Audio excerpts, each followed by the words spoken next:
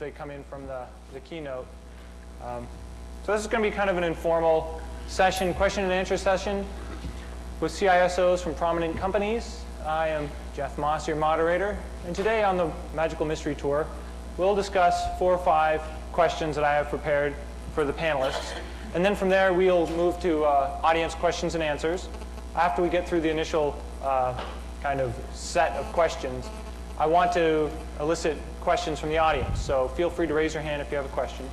All these people know each other pretty well, and they really like to talk. So we were thinking of getting an egg timer and a bell to cut them off, but we couldn't find one in time in Las Vegas. I guess you leave your egg outside and it just cooks itself. So I'll try to be fairly strict, make sure that we stay on point and stay focused. So that said, we'll kick it off. Our panelists include Scott Blake from Liberty Mutual, Pamela Fusco from American Co. That'd be, yeah, that's you. That would be me. Yeah. Andre Gold from Continental Airlines.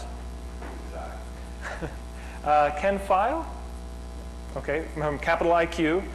And Justin Sumani. Sumani. Sumani.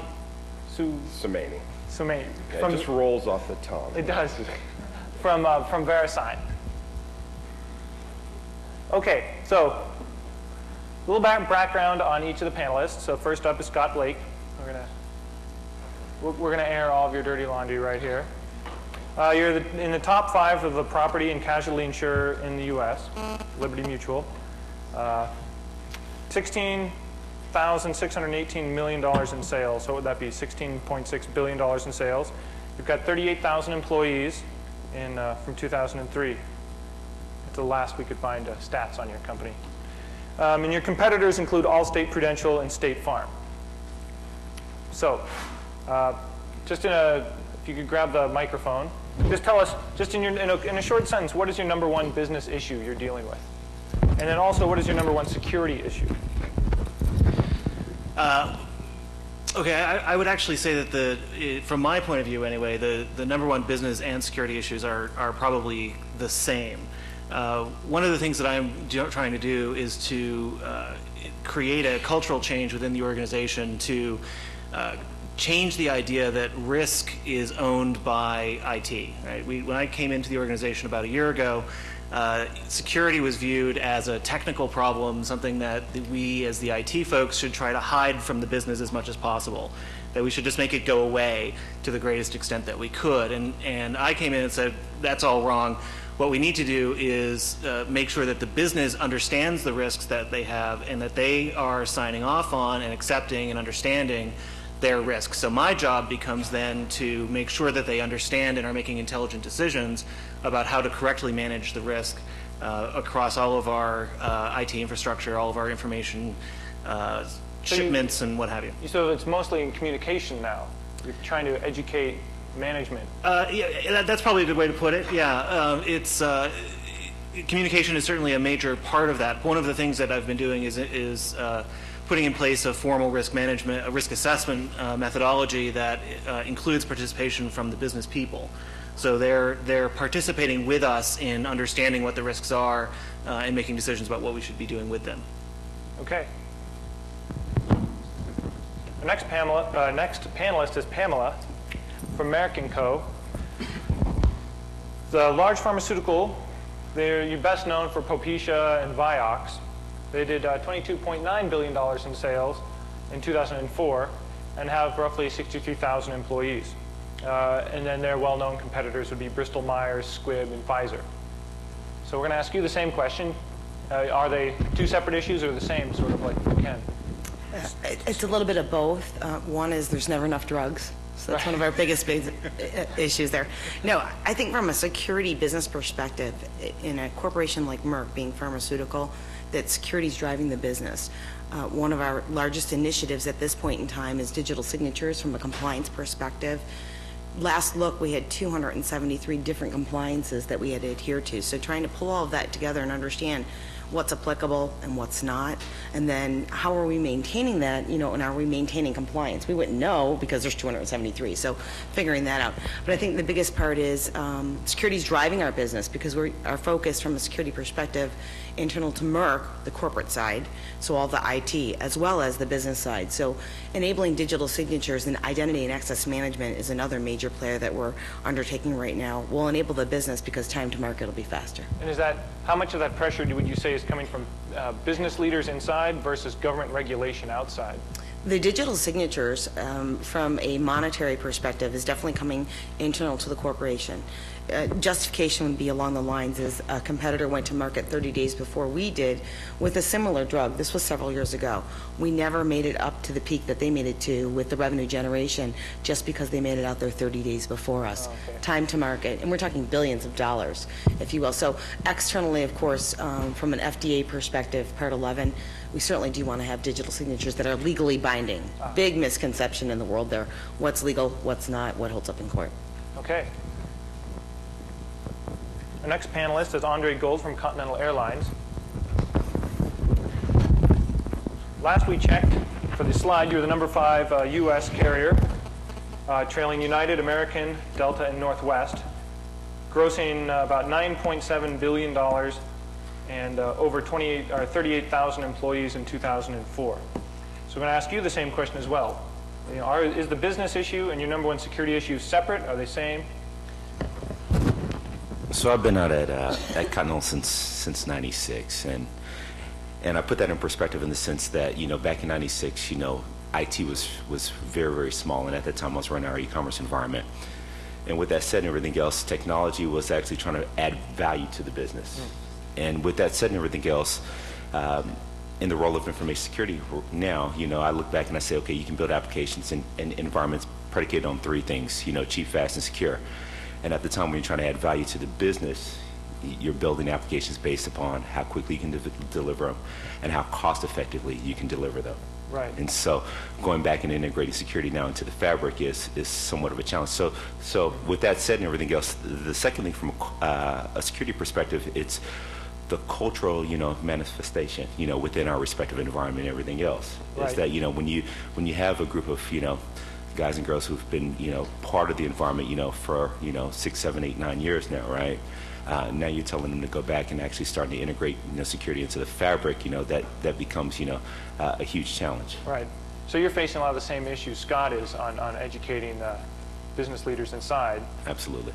And then it sounds like, you know, you had to build your systems because that's what the market pressures were to do. I mean, you had to build something, so you built something, and now the pressures are security. Right. You know, that's what the market pressures were to do. You know, that's what the business was coming back, you know, and articulating to us. Right. You know, so. So, and then you'd say over the time since you've started, the business pressures have changed. Well, not only has the business pressure changed, you know, there's regulatory issues that we have to face now. Okay. And so, you know, those are drivers that actually aid, you know, me and my respective role in actually instituting, you know, security within the fabric of the organization. Okay. So would you say then, just like with Andre, I'm sorry. I'm the only one that begins with I A know, over there. you are. I'm sorry, I think it was for Justin, or, no, it was Scott. That would be Scott. I'm totally, Ken. It was for, So Jeff was out late last night? there's this great party. Yeah, the speakers party that we had last night. What I was trying to tie into was how much of that pressure you're getting, you mentioned government regulation, like with Pamela's problems, how much of that do you see over the last 5, 6 years, the government portion of regulation increasing faster than the internal pressures, and now it's really, you're reactionary to this legislation?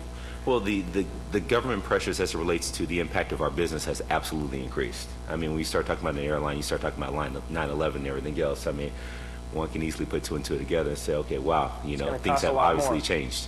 Right. Okay, now we're going to get to Ken. Do you want me to be Ken, or do you want Ken to be Ken? No, you can, would you like to be Ken? No. Anybody out there want to be me? Ken's at Capital IQ, the media company. It's a division of McGraw-Hill. Roughly $94.5 million in sales and over 700 employees. You can see by the competitors, Dun & Bradstreet, LexisNexis, and Thomson, that it's, I'm guessing it's a lot of information aggregation and sorting. So your market pressures are probably slightly different than a commercial carrier. It's kind of we're in kind of a strange place since being acquired late last year.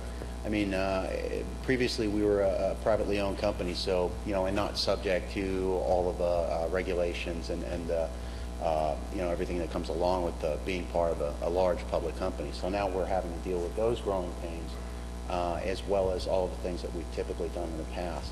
I think, our primary business issues, regarding security has been, the governance aspects and who owns it and how much they own it. And just like, any other corporation. And I think that you're going to find those battles, pretty much going on just about everywhere. Because, face it, if you look at it from the end user on up, security is pretty much a part of everyone's job, whether they know it or not. Which, brings us into the whole educational aspect of things and kind of, letting people know what role they play and how it's going to play out in the big picture. I'd have to say from the technical perspective, the number one security issue obviously is application security. It's, it's core to our business and, what we're doing. I mean, we aggregate, both publicly available data as well as we allow for project creation and financial consultants and analysts to actually manage projects on our system. So, we've got the whole collaborative effect going, plus we have a great deal of, their proprietary information that we've got to worry about as well. So if you could wave your magic security wand and make one security pain go away, what is your number one security pain right now? Oh, magic wand. That's like, going into a... Microsoft's got one, I hear, in their latest Office suite. It doesn't work. If I could just, pick one thing for Christmas, I would have to say, getting more executive buy-in and getting security placed, within a higher priority at the upper echelons of the organization. So that seems like a constant theme. I mean, I'm not hearing a whole lot about vendors aren't selling us appropriate technology or the technology doesn't exist. I'm hearing mostly that it's institutional issues with communication internally. It's no longer really a technology problem, it sounds like. We've had, since the acquisition, obviously, we've had a complete, organizational shift, if you will. Previously, as CSO there, I've reported directly into executive management. I reported to the board of directors and the CEO directly. So, you kind of had that year to go with. Now as you kind of, the little fish being swallowed by the big fish, we're a division of Standard & Poor's, which is a McGraw-Hill company. So trying to figure that one out. And then figure out how convoluted that's going to get as far as the organizational perspective. Right. Magic wand doesn't cover that. No. No. Not even a big stick. And our last panelist is Justin Semani. Sumani. We'll get it by the end of the month. I am embarrassed I can't pronounce your name. So. Well, even my own family have issues. From VeriSign, I think we've nicknamed you a security behemoth with $1.1 billion in sales and over 3,200 employees in 2004. Most visible competitors would be considered, I'm guessing, RSA and Symantec. Symantec's been on quite a buying spree recently, growing. And so I'll pose you the same two questions. Number one business issue, number one security issue. So historically, from a business perspective, we haven't had some of the executive buy-in problems that a lot of other companies have, specifically probably the core business of what we do. Some of the main business problems are really cultural shifts on companies that we acquire. A lot of these are smaller companies, either startups, and it's a huge dramatic change coming into a lot more rigorous, a lot more detailed security-wise and process-wise companies. So that's really the biggest one. And then from a technical perspective, application security obviously is on everybody's minds right now, and we're no different. However, there are some things that we're looking to do for the next year in order to position ourselves for the next 5 years that the technology really isn't there. Where we look at 802.1x and supplicant authentications and rerouting and things, forward progressions on companies like Cisco that they're actually looking into. But unfortunately, the technology really hasn't even created in beta yet. So we're trying to resolve some of those issues. So would you, in your industry then, how would you rate the government regulation versus the internal? So I look at things like Sarbanes-Oxley specifically as something that was unfortunate that needed to happen. I think it did need to happen. The problem with things like SOX is that the interpretation in regards to how it really needs to be applied is probably a little misconstrued by a lot of companies. Fundamentally, when you look at, Well, and would you say that's consulting companies kind of trying to get the strictest reading to generate the most consulting dollars, or? right, I mean, there's two fundamental problems. You have the application of COBIT under ITGCC, which is general. However, it still leaves a lot to be desired when you actually hit the rubber meets the road from a testing measure kind of perspective. So a lot of companies really need to figure that out for themselves, not only process-wise, but also technical. Where historically they either never had a security organization or this is relatively new to them, which, you know, it's a lot of money that really needs to be invested in that, and rightfully so. The problem is that if you've never really done it before, or done it quasi, you go to the end of the extreme when you start talking about federal regulations and being impacted by, you know, PCAOB and oversight committees. So yeah, I think that the interpretation by consulting driving the companies and how they need to apply it definitely has left a lot to be desired for the realistic applications that need to be driven into it. So then, if I handed you the security wand, the spirit stick of security. Get rid of the people. That's what that's what it is. Yeah. You just you'd replace them all with a small Perl script? That would be nice. Yeah. I mean, if I had a magic wand, I think processes are the biggest things, and having those be a little bit more adaptable to companies coming in, and not only our own companies. You know, once you acquire a company, you're looking at a good 3, 4, 7 years perhaps, and really finalizing that acquisition, be it culture, be it their applications, be it their processes. So if I had a magic wand, that would really be the one That'd be streamlined, that whole process. exactly. Absolutely. Okay, so now we're going to move on to some questions for everybody. I've got, I think, 1, 2, 3, 4, I've got maybe 5 suggested topic areas. The first one is in the area of certifications. And I've just got a couple of bullet points here. The value of certifications, what are the limitations of certifications? Wow.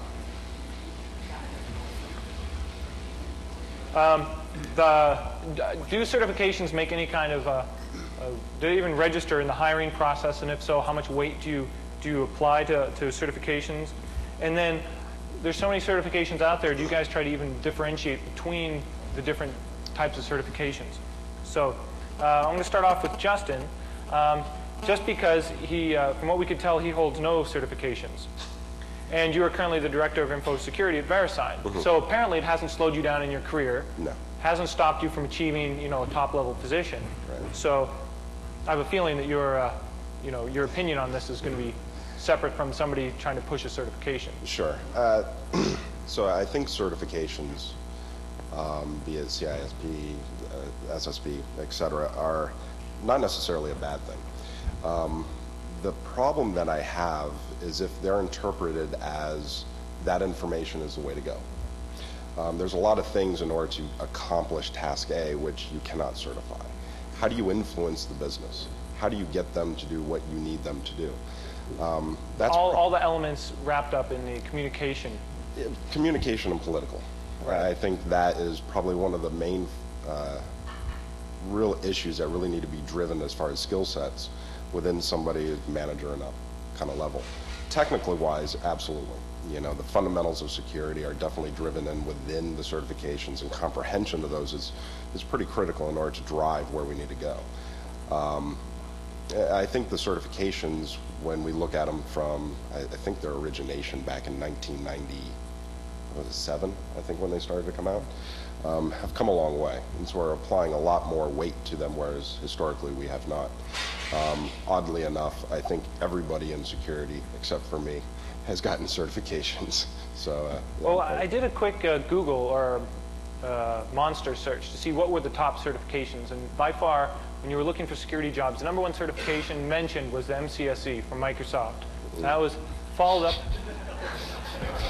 That's what they were requiring, or they would like to see on the resume. The #2 thing was CISSP, closely behind MCSE, and then half the number they were asking for other things, such as the CISSP or the CISO or the SCP or the GIAC, or, and then they just drop to 0. So it really seemed that there are two major players in this space. You know, there's Microsoft and there's ISC squared, and then everything else just seems to be in the weeds. Yeah, I'm actually surprised about the Microsoft one. Yeah. Probably because they didn't know, it's the MCSE with the security sub Right. cert. Yeah, and I think, you know, specifically that one's probably driven. Yeah, I'm not sure. Position level, is it administrative or is Yeah. it management? That- I think- Right, no, when we search just computer security jobs. Right. Hmm. So most of the jobs are going to be technical jobs. So MCSE, So, We have to do all of these things. so then, and that's perfect, because the next person that was this question was going to is Pamela Fufu, who's holds a CISSP, a CISM, and a CHS-III or -3. So you have plenty of. I'm certifiable, that's Yeah. for sure. What do I think of certifications? A couple of things. Number one is I've been in the security industry quite a while, and I think that we've migrated. We've migrated from doing our own thing to a professional culture, and I think that makes a big difference. I certainly have folks on my team that are stellar performers that I would put up against anybody that don't have certifications. So when I'm looking for someone to work with on my team, or digging back to what I did years ago when I didn't have certifications, or there were no certifications, I kind of look at the skill set. And I'm not looking for an MCSE, because that's a point in time certification to me. I'm looking for someone who's broad, and I'm looking for skill sets that can be expandable. Do you understand, IDS? Do you understand IPS? Can you, routing tables, firewalls, IDS, SAV, NAT, you name it, whatever it is. So a broad knowledge, and I think that there are some certifications out there that capture that broad knowledge. Doesn't necessarily mean you have to have it, but if we're talking about the financial industry, I believe that there are probably some certifications that someone should have from an auditing perspective. Audit perspective, So right. from a certification perspective, I think it depends upon the role in which you're playing in security at that point in time. If you're junior, I wouldn't expect you to have some high-level certification. If you're senior, I probably would expect you to have some type of experience across the board with incident response and so on and so forth. Okay. What I'm thinking I'm going to do is going to go through each one of these slides. I've got questions set outside for everybody here, so we all get a chance to answer a question, and then we'll move into a general discussion. So the next up is zero-day research. And I want to touch on, what is the role of the researcher, the responsibility of the researcher? What's the role of the company who's funding the research, the responsibility of the company that's basically either paying the researcher as an employee or subcontracting it out, much now like Tipping Point, I guess, is going to have a zero-day party and announce that they're now buying zero-day bugs. And then also the responsibility surrounding full disclosure. And what I bring up here is, I can't remember his first name, but Kornburst, speaking on Oracle security at Black Hat, and he finally got so frustrated with Oracle after over a year of them not responding or fixing the bug that he just went public with it, which is sort of an extreme case. But if there's no movement on the vendor, is that responsible full disclosure? So we're going to start with Scott Blake. He's spoken at Black Hat before on the politics of vulnerabilities, and has been thought about these issues quite a bit and written about them. So Yeah, Jeff is dragging me back to my previous life. Yeah.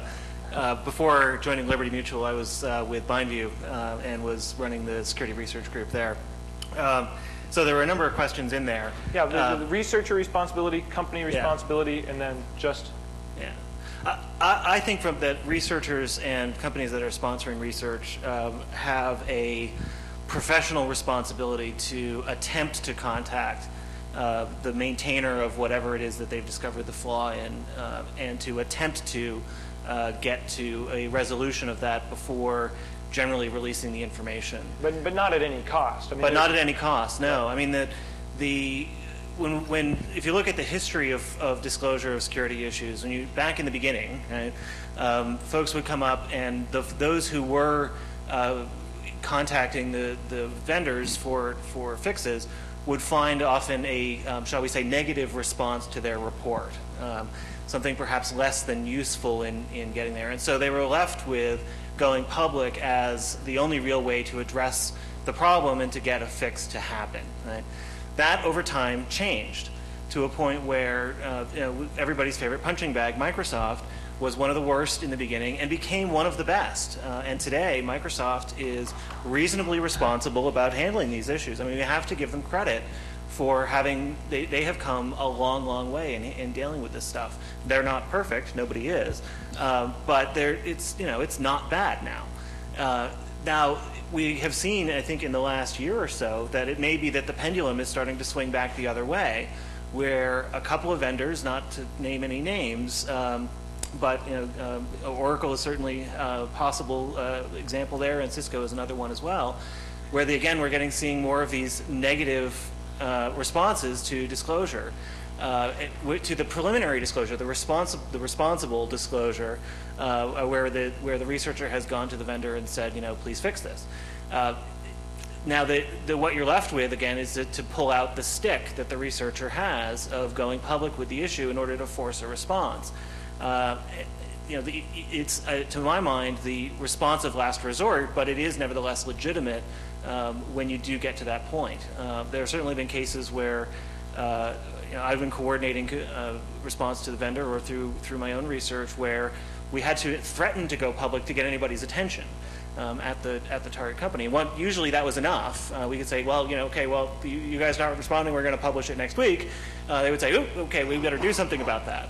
And that was good. Right? That gets you where you need to be. So now at Liberty Mutual, now on the other side of the fence. Right, now on the other side of the fence. Well, I'm wondering, though, now that you know there are these zero-day threats, and are you counting on industry to notify you when there's a new zero-day vulnerability, or do you have a whole procedure in place for trying to mitigate the danger posed by undisclosed bugs? Well, we definitely try to design in a robust and fail-safe way to the greatest extent possible. I'm sure everybody does.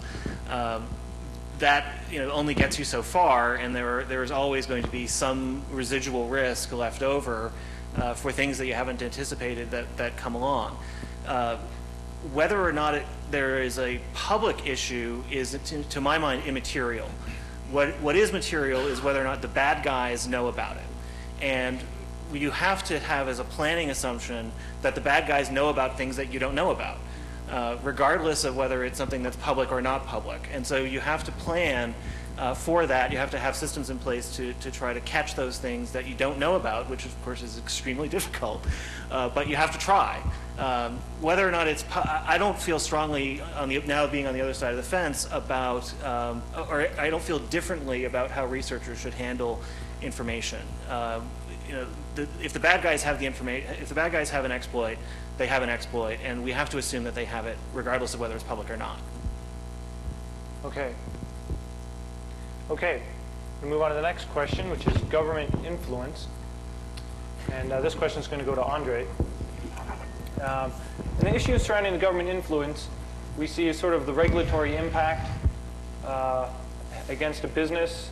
How responsive do you have to be? Do you generally try to meet just the minimum requirements, maximum requirements? There's a lot of voluntary programs that the government suggests you try to follow. Then you have influence from the military requirements, and maybe they're driving some of the purchasing decisions. They have different needs than the rest of us.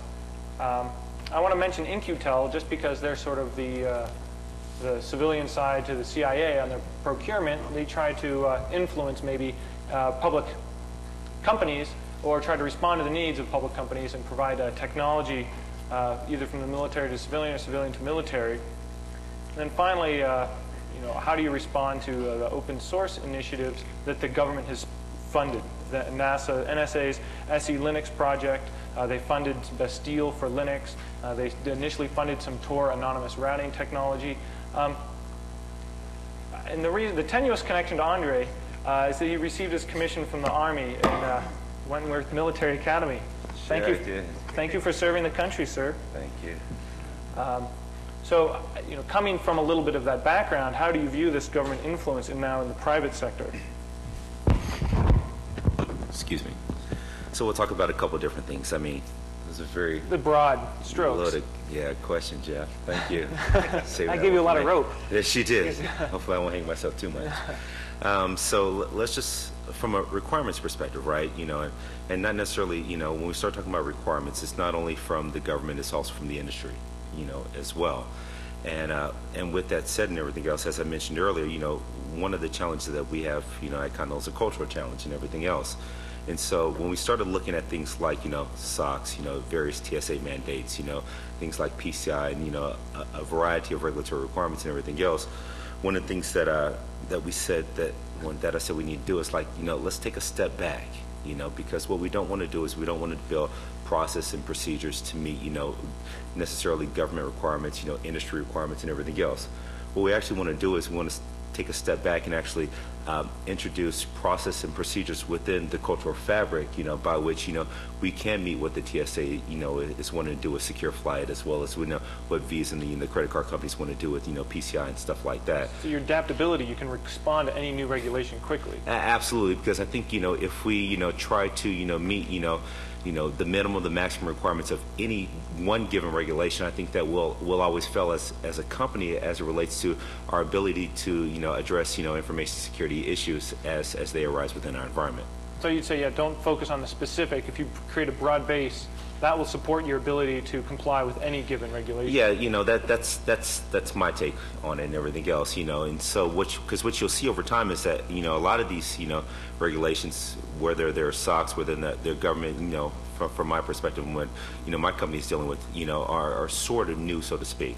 And there's a lot of interpretation, left, within that respect of regulation. I think you mentioned earlier, some of the advent of SOX, why is it costing so much? Is it because of, the consulting, companies, strict, interpretation of it? And so what we've done is said, hey, let's take a step back, because if we're successful in, dealing from a common sense computing perspective, dealing with the issues, at hand, I think, we can address, all the regulatory as well as industry, requirements that may come our way. Right.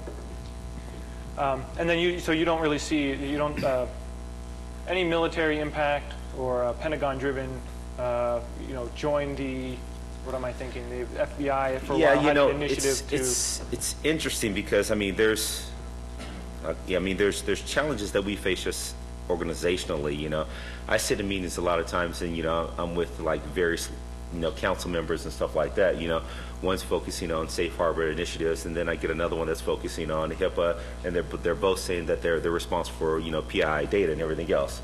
I'm like, okay, so who really owns this, at least from a council perspective? They're like, we both do. I handle it internationally, I handle it domestically.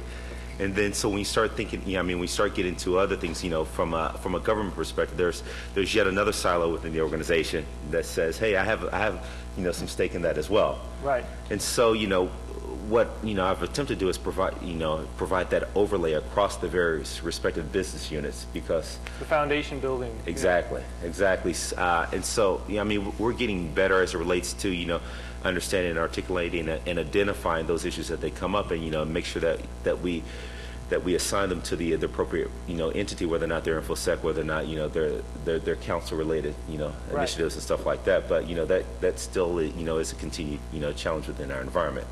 But there's not necessarily something, a lot of times people look at it and say, okay, well, you're airline, so there's just a plethora of, regulations that you have to deal with. Well, absolutely. You want to make sure that, the plane is serviced, that maintenance is there and everything else. But that's kind of, there's a whole lot of FAA and, other type of things that have been part of the fabric, and that hasn't changed. Right. Then there's been... So it's just incremental over the years. Exactly. Okay. In this space, there's an 800-pound gorilla called the International Common Criteria and the National Information Assurance Partnership that prohibits the government from requiring your applications if they don't meet these criteria for information assurance applications, information assurance enabled applications like browsers or other issues on that one, databases. Okay. So if you want to play with the government, you need to meet these certain requirements. Right here. What's the billion time on that? Well, I think that's under. I guess that would be. I just attended the CCUF Common Criteria Users Forum in Washington, D.C. a couple of weeks ago, and that was one of the questions that was brought to the table, that the Common Criteria is so intense and expensive, not only for the vendors, but also for the organization that's undergoing the common criteria. And one of the things that's on the table is that there are so many different regulations and mandates and compliances and blah, blah, blah out there that the common criteria needs to be reassessed and reevaluated so that we meet the lowest common denominator across the board for compliance methodologies and standards. So you said from a government perspective, if you don't meet the international common criteria baseline, then as a vendor, you can't play in the government industry, right? No one's trying to meet the baseline pharmaceutical standards either. So the bottom line is that someone started standards, whether they're right or wrong, or whether they're applicable for today, they need to be examined. So just because we have a standard today doesn't necessarily mean that it will be the same standard next year, but we still need a voice, folks like you, to attend CCUF or anything along that line that says, hey, look, I'm working in this industry, but it doesn't seem like it's meeting the need, and we need to make a change. And that's the biggest problem. Folks think that when a standard's put in place, it's written in stone, and that's not the case. We need to be flexible, and we need to voice the opinion of what it is that needs to be stated. And that's because that's coming from a sort of cost perspective, the difficulty to meet, or just because their age, they're brittle, and the requirements no longer are relevant? I think it's not necessarily irrelevant. I think what you're saying is again, going back to security is now a profession, you know, and right, they're very relevant. What we're seeing is a change in times. So as you said earlier, Jeff, the technology exists today. It's there. We've had brilliant people design it. It's implemented. Everyone's got a firewall. I wouldn't even consider that a security product. That's part of the network in my eyes, right? You don't go online unless you have AV. You don't go out the door unless you're dressed, right? Same principle applies. So what we're talking about, well, some of us have to be dressed. So what I'm saying here is the fact that we need to put structure around it. So it's not necessarily that it's a rickety old compliant standard. It just needs to be reevaluated, kind of like tweaking your firewall rule set, tweak the Kind of like when regulations. the government mandates a new law, but they never go back and reevaluate it. You can't have a force on No, they just make another law to go on top of it, right? And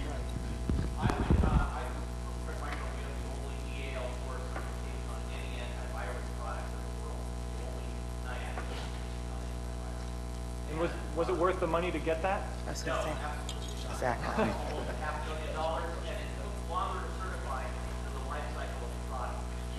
There are no products in the antivirus industry when you're getting Wow. Yeah, so it's irrelevant in your market. absolutely irrelevant. Okay, we only have two left. The second to last is emerging threats. And I'll ask it to Pamela first, but then I'll open up to the panel here. Don't we get breaks? I mean, No, you don't get breaks. The reason I'm asking is that, my information here says that you're in charge of your security incident response team that runs 24/7, 365. So you probably are concerned about some of these emerging threats. One is, how do your businesses react to the increased speed to exploit? Before, emerging threat might take weeks, months to develop into an attack. Now the speed from patch to attack can be measured in days. I think Halvar Flock on his website shows him in real time downloading a patch from Microsoft, finding the vulnerability and exploiting it in 15 minutes. So when the time to attack is 15 minutes, you've got to do something differently that you didn't do 5 years ago. And so other threats like more sophisticated rootkits, and then the influence maybe of mafia money-making schemes. When organized crime gets in the game, it's no longer script kiddies. Your business has to change. Your threat model is not the bored college student anymore. Your threat model now is people who want to make money. So how does your business process adapt? Yeah, tough. So- do you just buy new technology and update your antivirus? No. They need to give the NT boxes, number one. Let go of that box. I think in the pharma industry, it's a great industry. They make a lot of money. They're not a technology company. No pharmaceutical is, no healthcare industry is. Therefore, you see that the healthcare industry is behind the times when it comes to security and technology in many instances. So from that perspective of a zero-day threat, we probably we get a little bit in, it gets a little tricky sometimes with $1 million pieces of devices that run on a system that's outdated, that's no longer supported by a vendor, but yet we need to maintain that device for whatever known reason because it produces, Vioxx or it produces Propecia and it's producing, $1 billion worth of drugs within a day. But yet we can't let go of that device. So how do I protect that? And if there's a patch out there from an FDA perspective, if I put a patch on the box that's technically modifying the system, therefore it needs to be recertified by the FDA, so you can't do that either. So we've done a couple of different things. One, secure different areas, put them in seclusion. Are they live in the network? Are they back end, front end? What are we talking about? And then the other part of it is that you have to work on a migration plan because you can't turn a blind eye anymore. And I think the biggest problem with internal to Merck, I can say, from a zero-day perspective, is I can't force them. And I've had to learn to pull back. Coming from, Digix and MCI, it was like, let's get it out there, let's do it, and it's done. At Merck, you have to pull back and say, okay, we're going to take baby steps here, and we're going to do it this way, and you can't just say, no, I need a migration plan. And we institute waivers, and one of the biggest things from a cultural perspective is the business doesn't always understand when they say no, the risk that they're accepting. Right. Therefore, by giving them what we consider to be a waiver, saying, okay, Executive Vice President, do you understand by saying, no, I refuse this patch forever and always, and I'm not giving up, my NT server box, that you're accepting this risk for this company? And then they go, whoa, wait a minute. So that's really helped us spearhead it. Have we gotten to deploy things within 15 minutes? No. So are we going to get there? Hopefully. So what you're saying, you're still coming up against not necessarily technology issues, it's still back to government regulation, compliance, and education. I think they use we use the government regulation sometimes to cloak it. Because technically speaking, if the system is outdated and it's no longer supported by the vendor, then I'm not understanding in my mind how it can be a validated system. Right. So there's a little bit of political play there internally to use the FDA as would a cloak. Else on the panel like to add something to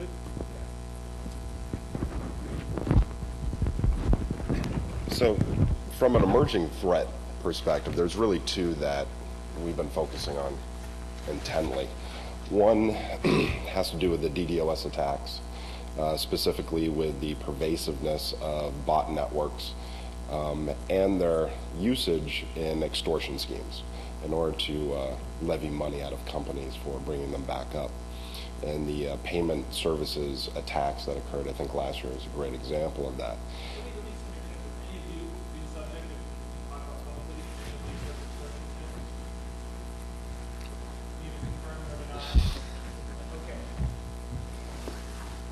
So we haven't had any. It's a little bit, one of the things that you actually brought up crosses both lines. Some of the things that we're perceiving in the community is actually organized crime is actually getting more and more involved, specifically when we start seeing financial value coming out of those attacks, be it extortion. And one of the other ones is the introduction of very strategically focused malware infections targeting certain companies to bypass endpoint security. This endpoint security typically is almost non-existent, or it's a simple user ID and password. They're getting more sophisticated and targeting specific applications of wire transfers, etc.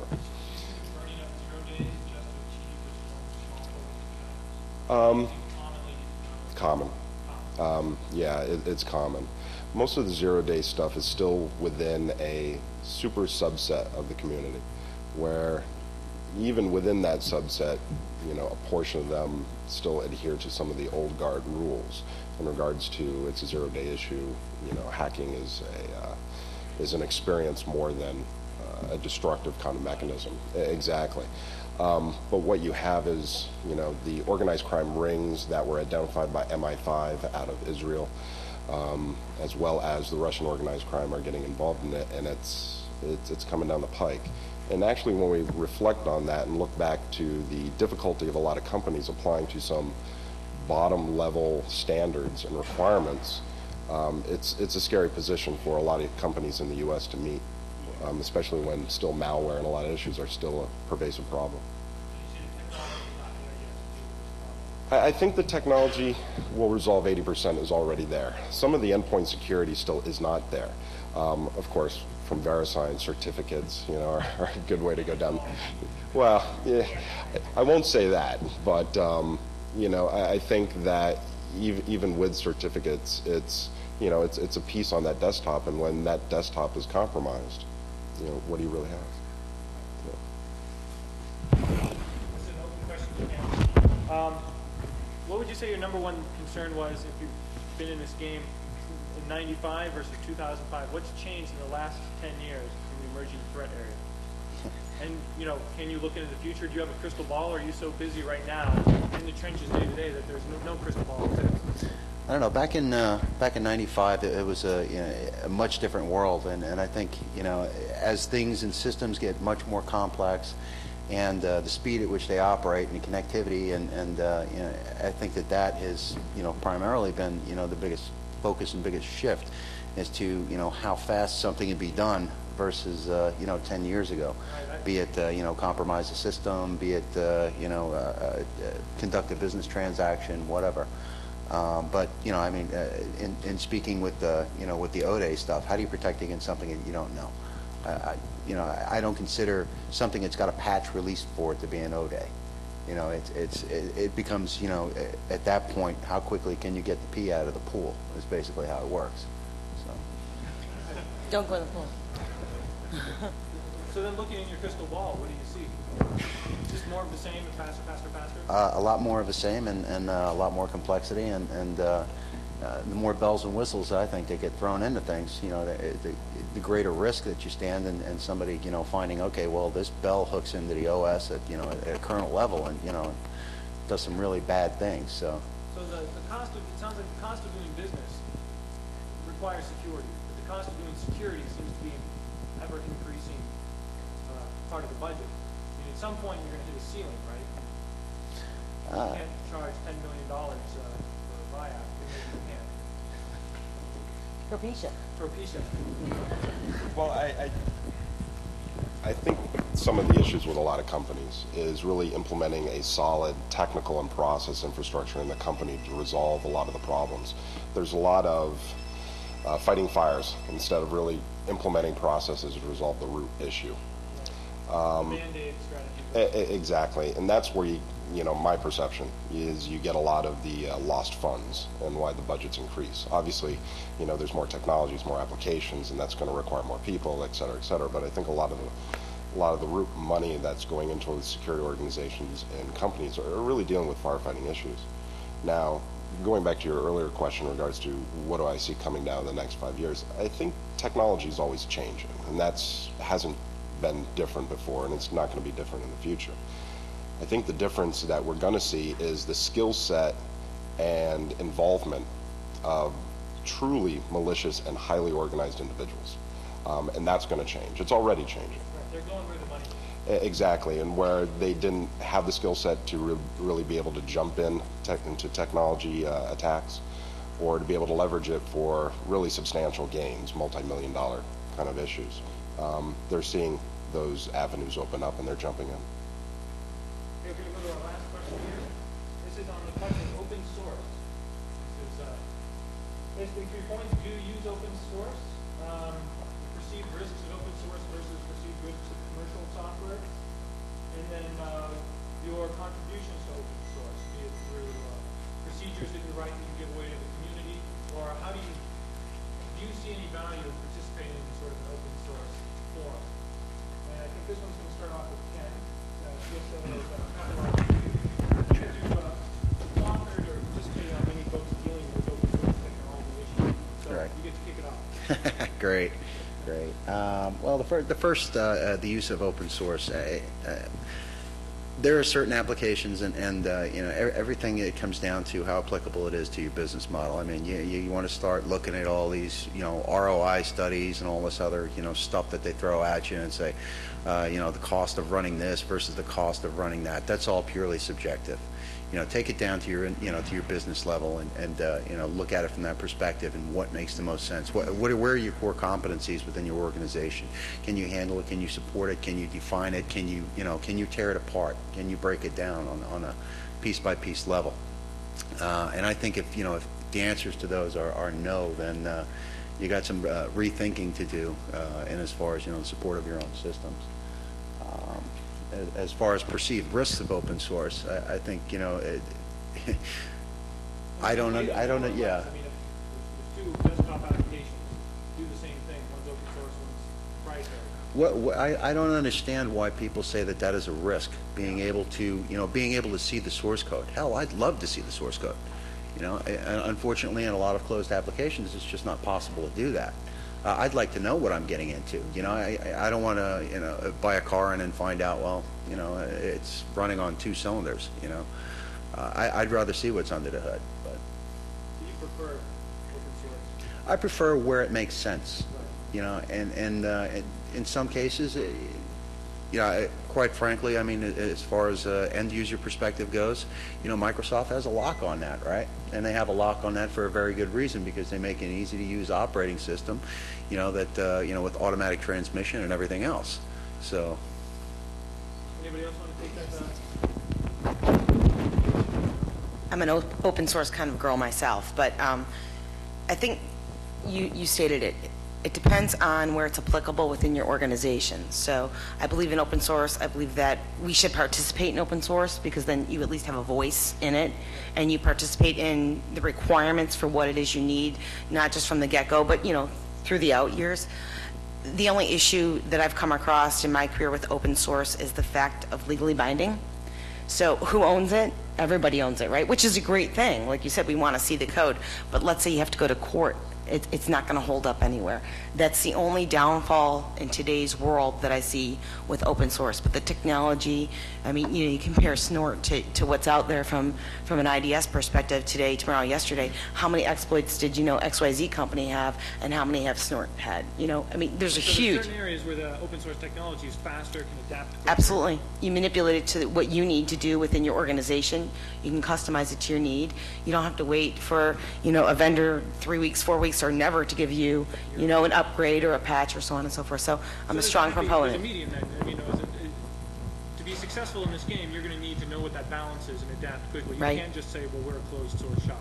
Right. And they wouldn't have much success, you think, in that regard. There is definitely a balance. I would not say that we are a closed shop at all whatsoever. Because on your larger volume, mundane, commodity type stuff, Right. do you really want to use open source? Right. Probably not. I would use open source for the more intricate, And detailed stuff. Does that then allow you to get more security people that are familiar with the tool, so you can source more talent faster on open source, say, than a... Absolutely, and I think that the talent, you retain it too, because people don't get bored. And they want to stay there and keep doing it. They're a part of the overall picture. I have a couple of gentlemen sitting right there that do it all the time, and you love it, right? Say yes.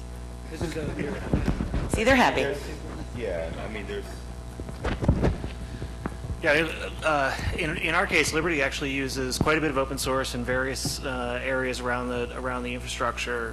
What it really comes down to, I think, for us, is a risk issue. In some cases, there are times that we want to be able to transfer risks associated with software to somebody else. And those risks can take a number of forms. It could be licensing, it could be supportability, it could be any number of things. You can't do that with open source. If you use an open source application, generally speaking, there are exceptions to that. You're taking on that risk yourself, and that for me is part of the equation in making that decision, not just do I get to see the source code and the technology and all that stuff, although those are important, but the key one for me is, do I need to be able to transfer the risk of this thing to somebody else? And the other aspect that I just want to add to that is, I mean, we've talked about risk and we've talked about the legalities associated with open source, but it's also that whole indemnification, I mean, with that said and everything else, I mean, because we at Continental, I mean, we develop applications that that we sell to a lot of other carriers. And so with that said and everything else, we don't want to be in a situation in which, we may leverage, open source technology, and then, we come back and, I mean, we get hit with legality suits all the time and everything else, and now, with no indemnification clause protecting, the intellectual property of that respective application that we developed, that's not a situation in which, we want to get into. I mean, we do leverage it as it relates to migrating, applications, and processes off of, the mainframe and stuff like that. But I mean, I just want to bring up as well the whole indemnification issue as well. Okay. Okay, looks like, what, 5 minutes? 5 minutes left? Good, okay, well, we're going to a quick vendor vent, if you'd like to.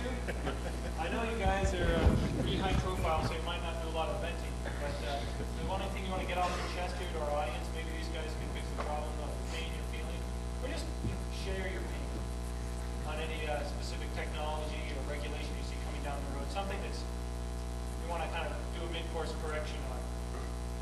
Or this is your chance. I'll take the plunge. Go Slugger.